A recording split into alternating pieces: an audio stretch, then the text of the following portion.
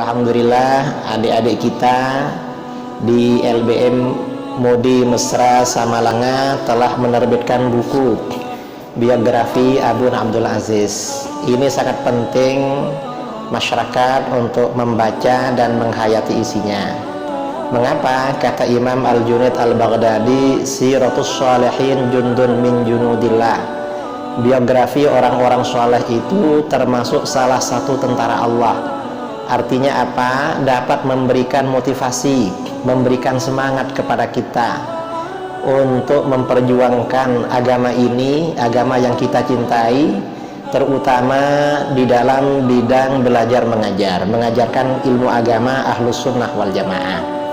Ini penting buku ini untuk kita baca, dan kemudian juga acara haul ini juga merupakan suatu hal yang luar biasa.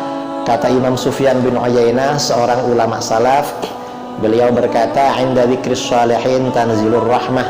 Ketika orang-orang soleh itu dikenang, disebutkan, maka rahmat Allah, kasih sayang Allah akan turun pada kita. Yang tidak semangat belajar akan semangat belajar, yang tidak semangat beribadah akan semangat beribadah, dan lebih-lebih Allah menurunkan ampunannya kepada kita. Sekian dari saya. Selamat Haul Abun Abdul Aziz yang ke-30.